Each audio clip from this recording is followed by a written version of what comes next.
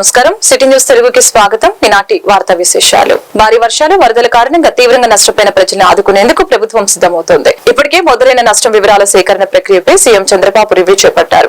సచివాలయంలో మంత్రులు, అధికారులతో సమీక్ష చేసిన ముఖ్యమంత్రి ప్రతి బాధితుడికి ప్రభుత్వం సాయం అందేలా చూడాల్సిన అవసరం ఉందని తెలియజేశారు.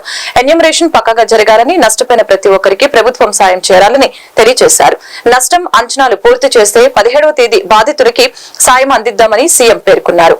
ఈ సమీక్షలో మంత్రులు వంగలపూడి అనిత, పయ్యావుల కేశవ్, అనగాని సత్యప్రసాద్, పి నారాయణ, నాదెండ్ల మనోహర్ తో పాటు ఆయా శాఖల అధికారులు పాల్గొన్నారు.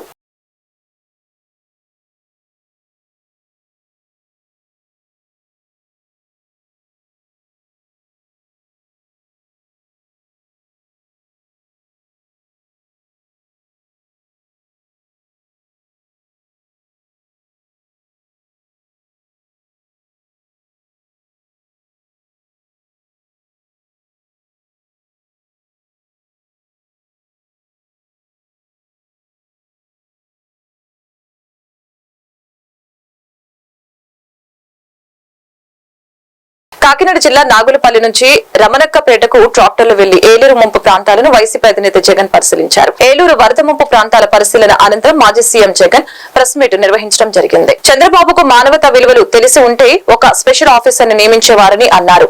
విజయవాడలో ఉన్న నిర్లక్ష్యం ఏలేరులో కనిపిస్తుంది. వర్షాలు వస్తాయని రాష్ట్ర ప్రభుత్వానికి సమాచారం ఉంది. వాతావరణ శాఖ అలర్ట్ చేసినా ప్రభుత్వం పట్టించుకోలేదని మండిపడ్డారు.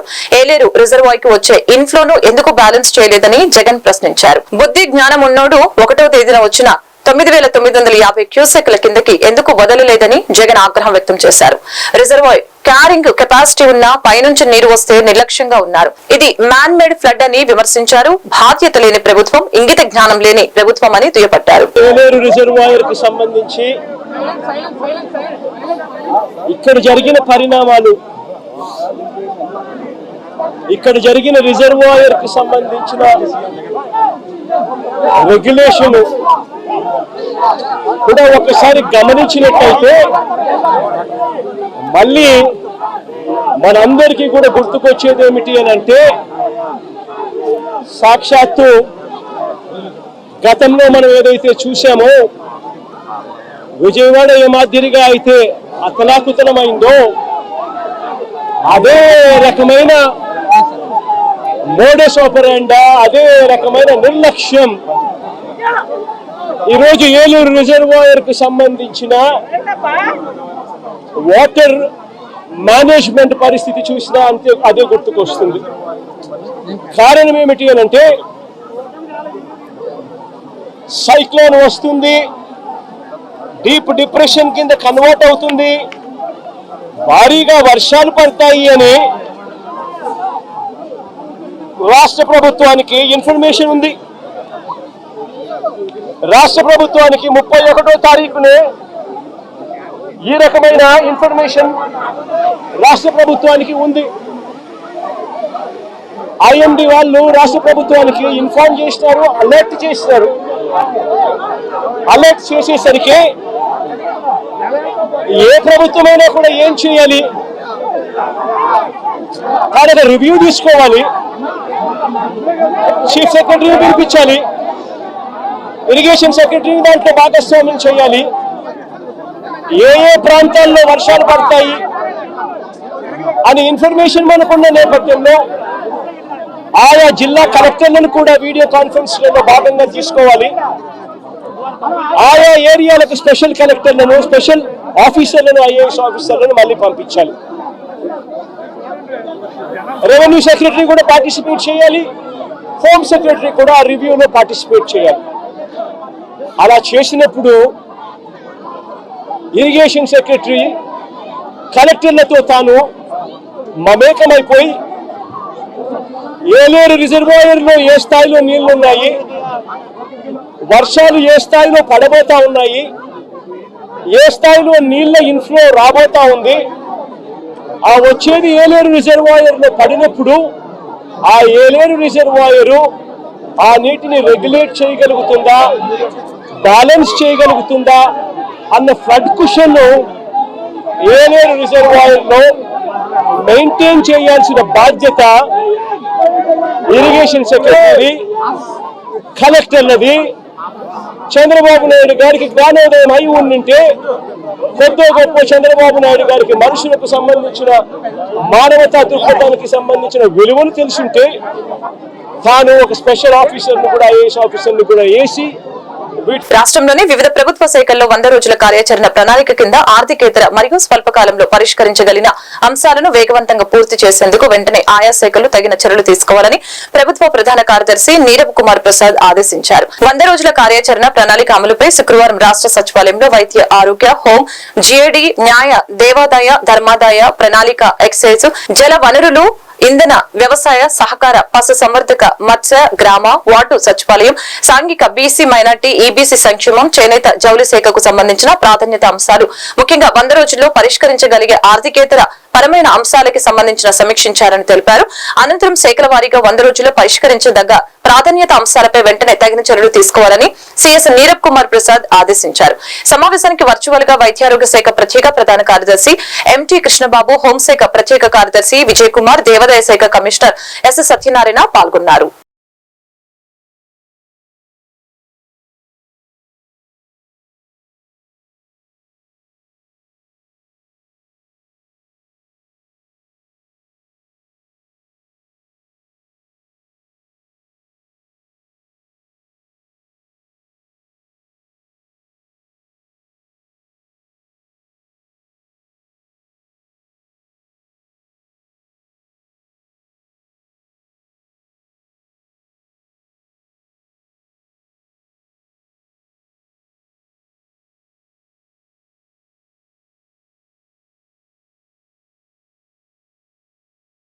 బాపట్ల జిల్లా పరచూరు నియోజకవర్గం చినగాంజం మండలం గొనసనపూడి గ్రామానికి చెందిన యువ పారిశ్రామికవేత్త విక్రమ్ నారాయణరావు మరియు వారి కుటుంబం తరపున విజయవాడ వరద బాధితుల ఆర్థిక సహాయార్థంగా సీఎం రిలీఫ్ ఫండ్ కి 1,55,55,000 రూపాయల 555 రూపాయలని చెక్కును రాష్ట్ర రెవెన్యూ శాఖ మంత్రి అనగాని సత్యప్రసాద్ ఆధ్వర్యంలో సీఎం చంద్రబాబుకు అందజేశారు. ఈ సందర్భంగా విక్రమ్ నారాయణరావు మీడియాతో మాట్లాడారు.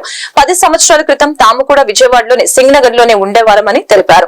ఈ కార్యక్రమంలో Santhanuthalapadu MLA BN Vijay Kumar, Telugu Desam party Chinnakancha మండల అధ్యక్షులు పోదా వీరయ్య, విక్రమ్ నారాయణ తండ్రి, సోదరులు తదితరులు పాల్గొన్నారు.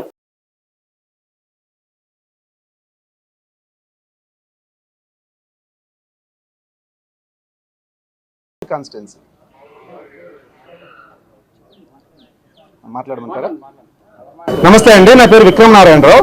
10 సంవత్సరాల కిందట ఇక్కడే ఇదే సింగనగర్ లో విజయవాడలో ఉండేవాళ్ళం అండి. ఇప్పుడు బాంబేలో ఉంటున్నామండి, ఫార్మాస్యూటికల్ కంపెనీ. సో ఇక్కడ ఈ విజయవాడ వరద బాధితులు ఇవన్నీ కూడా మేము కూడా ఇబ్బంది గురయ్యి మా వంతుగా సహాయం చేద్దామని చెప్పేసి మా కుటుంబం తరపున, విక్రమ్ నారాయణ గారి కుటుంబం మా తాత పేరు తరపున 1,55,55,555 రూపాయలు సీఎం రిలీఫ్ ఫండ్కి డొనేట్ చేయడం జరిగిందండి. ఇది మాకు కానీ, మా కుటుంబానికి కానీ, మా గ్రామ ప్రజలకు కానీ, మా కాన్స్టిట్యున్సీ పచ్చూరు కాన్స్టిట్యున్సీకి కానీ ఎంతో ఆనందం ఇస్తుందని చెప్పేసి ఆశిస్తున్నాము. ఇప్పుడే సీఎం గారిని కలవటం జరిగింది. సీఎం గారిని కలిసి చెక్ ప్రజెంట్ చేసి రావటం జరిగిందండి. గొనసపూడి గ్రామం అండి మాది. ఇప్పుడు చినగంజాం మండలం, బాపట్ల జిల్లా అండి. ప్రకాశం అండి, బాపట్ల జిల్లా పచ్చూరు కాన్స్టిట్యున్సీ.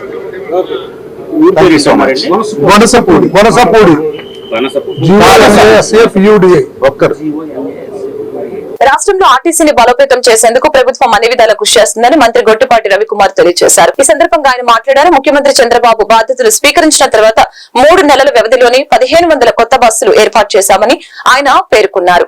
ఆయన వెంట ఇన్ఛార్జి ఈడీ విజయరత్నం, జిల్లా ప్రజా రవాణాధికారి రవికాంత్, అద్దంకి డిపో మేనేజర్ బెల్లం రామ్మోహన్ రావు తదితరులు పాల్గొన్నారు.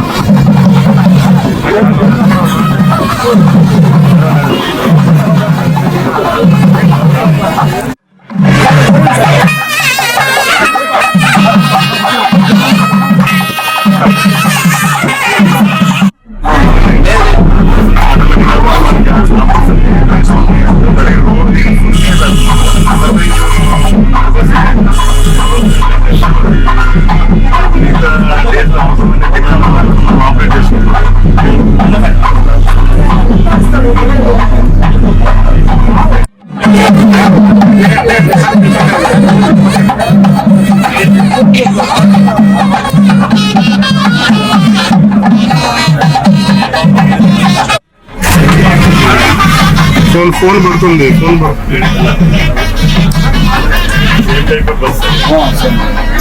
సార్ వెనక్కి రావాలి.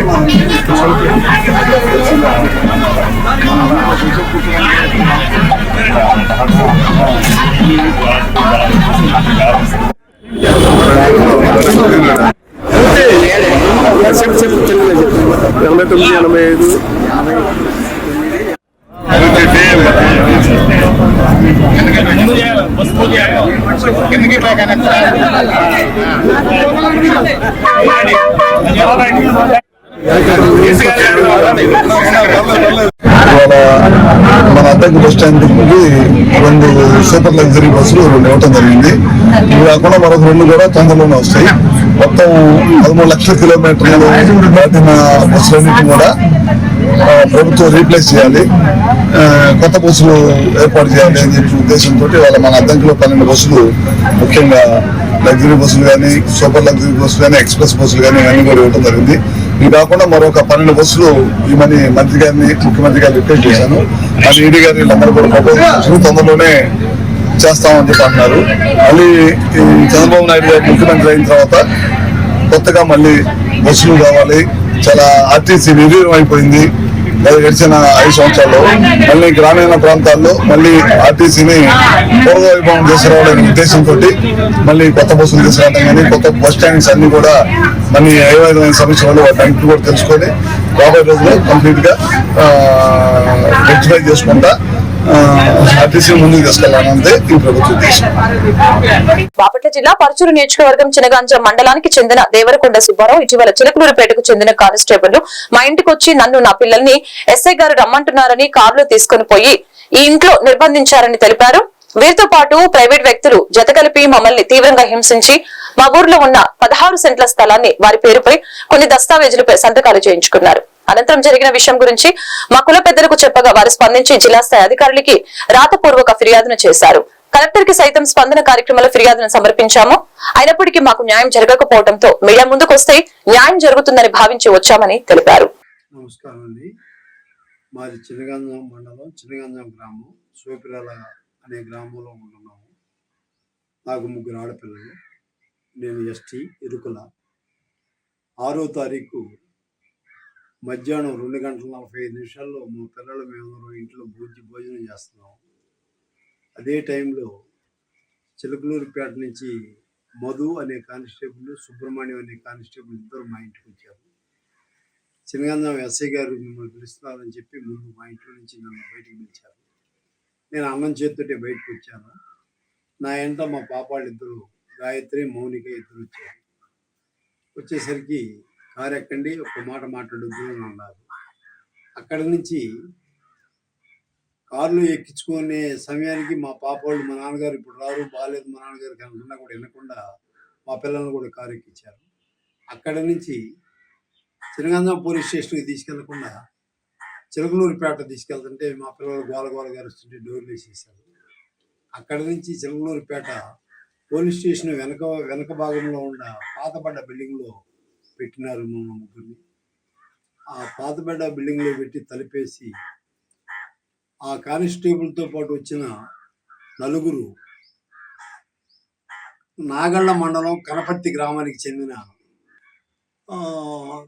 దాని గురించి ఈ పోలీస్ డిపార్ట్మెంట్ ఇంతవరకు ఏ యాక్షన్ తీసుకొని కానీ నన్ను పట్టించుకొని కానీ ఎరగరు. ఇప్పటికి 2 రోజుల క్రితం ఎస్సీ గారిని వెళ్ళి కలిస్తే, చినగంజం ఎస్ఐ గారిని, ఈ బొమ్మల హడావుడిలో ఉన్నాం, 2 రోజులు ఆగమన్నారు. ఈ రోజు వెళ్ళి సిఐ గారిని కలవమన్నారు. ఈ రోజు వెళ్ళి సిఐ గారిని కలిస్తే కూర్చోమని కూడా మాట్లాడలేదు.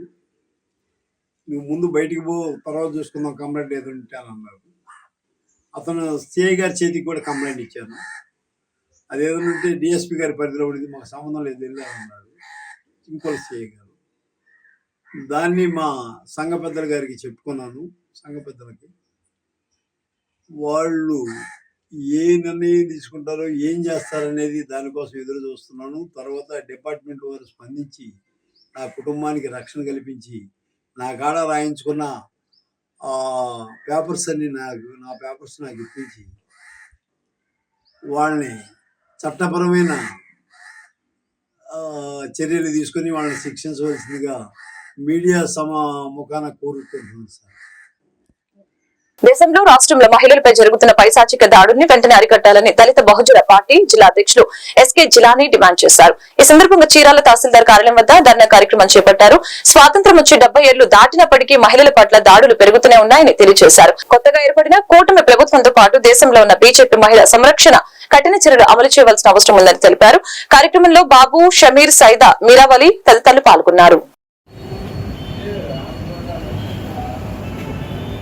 భారత సంస్కృతిని కాపాడుకుందాం, భారత కాపాడుకుందాం, మహిళా తల్లులను ఖండించండి, దివ్యాంగులపై దాడులను ఖండించండి, దివ్యాంగులపై దాడులను కాపాడుకుందాం, ఖండించండి మహిళలపై దాడులను ఖండించండి మహిళలపై దాడులను.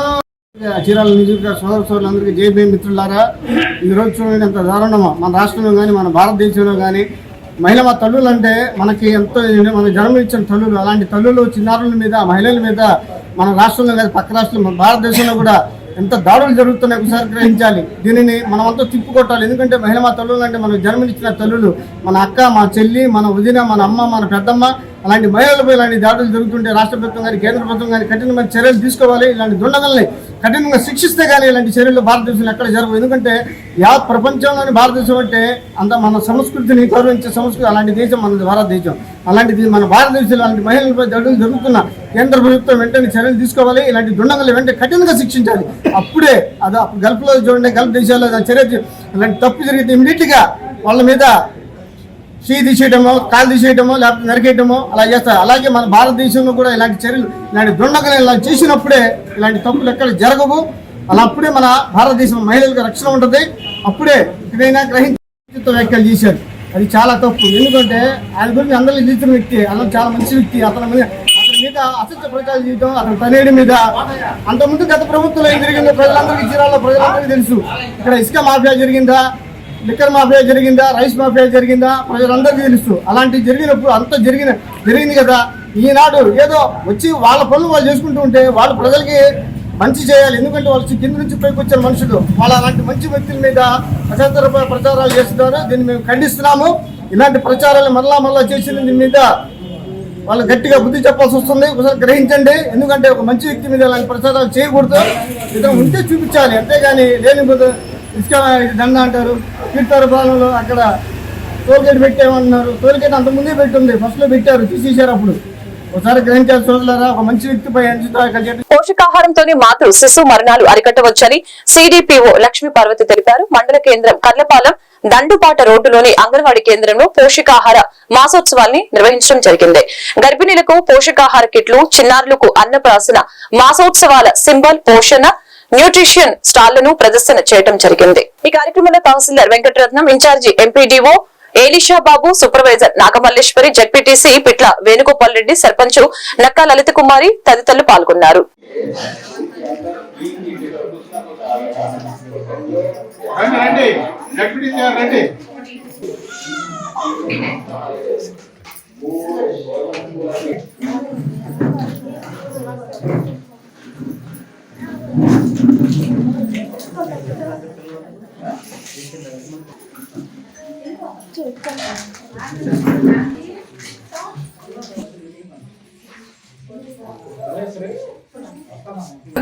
తెలుగులో చెప్పాలంటే ఐసిడిఎస్ సింబల్.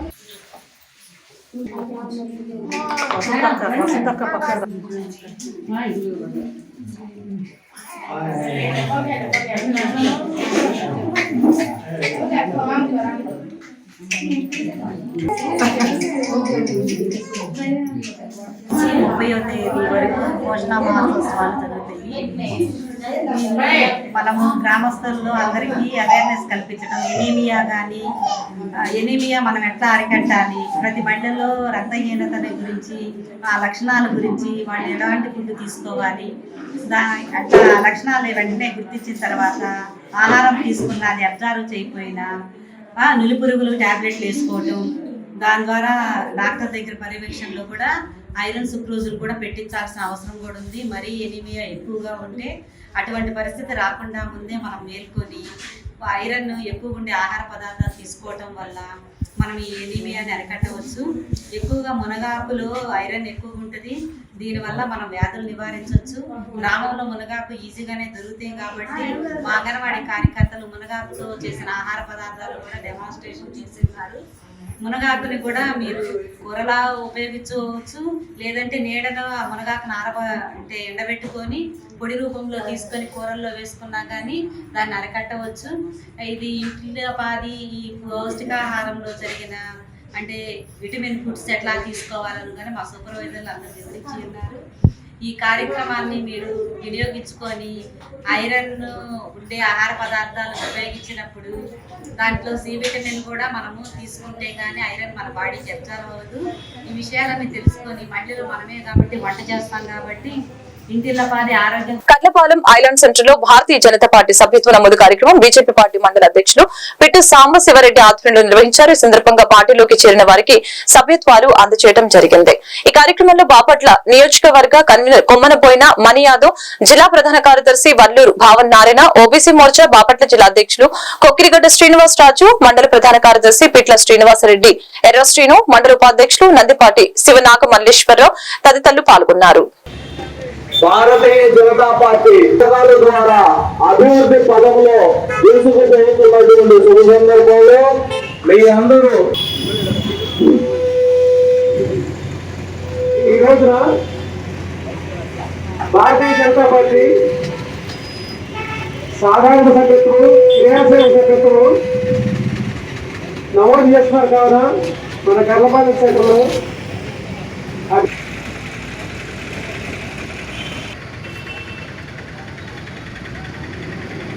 రిజిస్ట్రేషన్ చేయబడుతుంది. మీ సభ్యత్వాన్ని కూడా రిజిస్ట్రేషన్ చేసుకుని తద్వారా భారతీయ జనతా పార్టీకి మరియు మన భారతదేశానికి సంబంధించినటువంటి అన్ని విధాల అభివృద్ధి పదవులో భాగస్వాములు కావాలని కోరుతూ ఉన్నాము. కాబట్టి కర్లపాలెం గ్రామ ప్రజలకు విజ్ఞప్తి, ఇక్కడ భారతీయ జనతా పార్టీ యొక్క ప్రాథమిక సభ్యత్వం రిజిస్ట్రేషన్ చేయబడుతుంది. మీ అందరూ రిజిస్ట్రేషన్ చేసుకోవాల్సిందిగా కోరుచున్నాము. మనవి విజ్ఞప్తి. భారతీయ జనతా పార్టీ ప్రభుత్వం ఢిల్లీలో పరిపాలన చేస్తున్నది. ఈ చేస్తున్నటువంటి మనందరికీ తెలుసు, రాముడు పుట్టిన చోట రామ మందిరం నిర్మాణం చేసి 500 సంవత్సరాల నాటి రామాయణ నిర్మాణం చేసి గౌరవించినటువంటి పార్టీ. అలాగే ఇవాళ హిందువులకి చేయుతులకి కాశ్మీర్ లో ఇవాళ తిరిగి 370 ఆర్టికల్ తీసేసి రిజర్వేషన్ కల్పించి ఎన్నికలు జరుగుతున్నారు. కాబట్టి అటువంటి బలమైన పార్టీ భారతీయ జనతా పార్టీ. అంతేకాదు 5వ స్థానంలో ఉన్నటువంటి ఇవాళ ఆర్థిక పరిస్థితిని 3వ స్థానానికి తీసుకొచ్చేందుకు విశేషమైన కృషి జరుపుతున్నాడు నరేంద్ర మోడీ గారు. ఆ రకంగా భారతీయ జనతా పార్టీ ఏదో హిందువులకు మాత్రము లేకపోతే ఒక మతానికే కాదు, ఇవాళ మైనారిటీ మహిళల యొక్క కన్నీరు తుడిచి వాళ్ళకి ట్రిపుల్ తలాకును కూడా రద్దు చేసి ఈ రంగంలో వాళ్ళకి కూడా చేయూతనం చేశారు. అలాగే విచక్షణ లేకుండా మతము వర్గం లేకుండా అందరికీ కూడా ఈరోజు రేషన్ ఇచ్చి మన గ్రామాల్లో మనందరికీ కూడా ఉజ్వల పథకం ద్వారా శ్రీరంగం ద్వారా అన్ని సహకారం చేస్తున్నారు. కానీ ఇటువంటి భవిష్యత్ గొప్ప పార్టీ. కట్లపాలెం తెలగపాలెంలోని రామాలయం వద్ద వినాయకునికి ఈ రోజు ప్రత్యేక హారతి పూజలు నిర్వహించడం జరిగింది. ఈ కార్యక్రమంలో చిలకల సురేంద్ర, సోమల సురేంద్ర, అడపాల ఏడుకొండలు, భూదేవి గోపి, కోటాకిల్, ఆకుల సోమశేఖర్, రాజా, ఉప్పే నరసింహారావు, సోమన శ్రీనివాస బాబు, ఆకుల సాంసరావు, ఆకుల నాగరాజు తదితరులు పాల్గొన్నారు.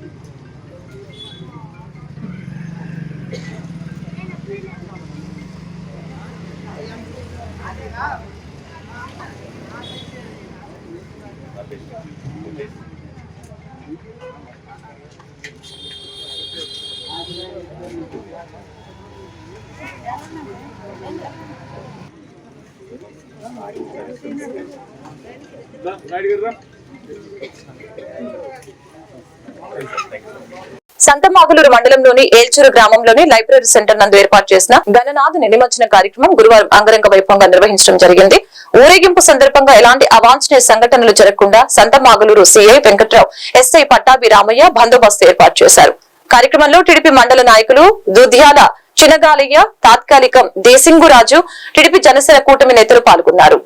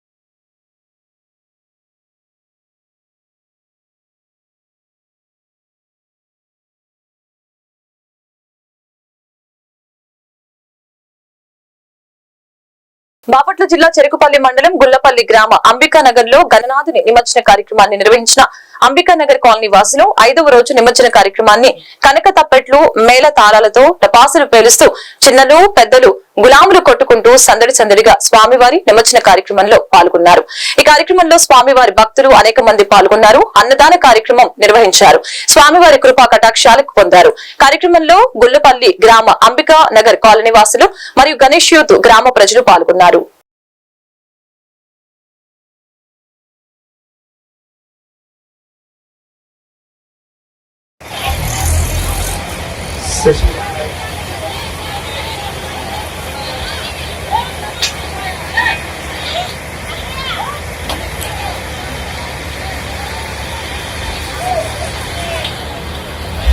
జై గణేష, జై జై గణేష. మన గుల్లపల్లిలో శ్రీ గణేష్ యూత్ వారు రెండోసారి గణేష మహోత్సవాలు నిర్వహించారు. అనంతరం ఇప్పుడు ఈరోజు లడ్డు వేలంపాటతో ముగించుకుని స్వామివారిని అంగరంగ వైభవంతో నిమజ్జనానికి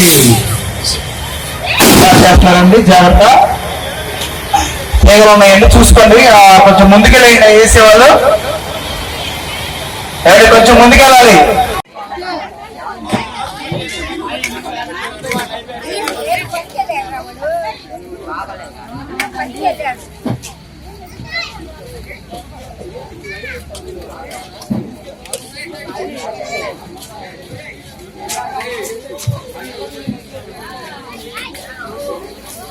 ఒక భక్తుడు ఆ స్వామి వారికి విరాళంగా ఇచ్చింది 101 రూపాయి. వారిని, వారి కుటుంబాన్ని ఆ విఘ్నేశ్వరుడు ఆయన ఆరోగ్య భోగభాగ్యం నుంచి వెళ్ళాలన్నా తలగా కాపాడమని కోరుతున్నాం.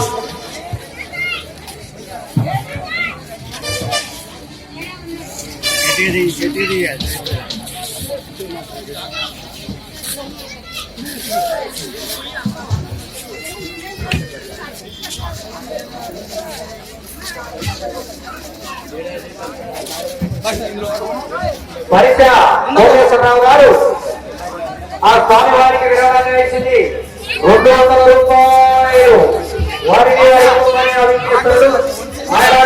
ఈ వార్తలు ఇంతటితో సమాప్తం. మరొక బులెటిన్ మళ్ళీ కలుద్దాం. నమస్కారం.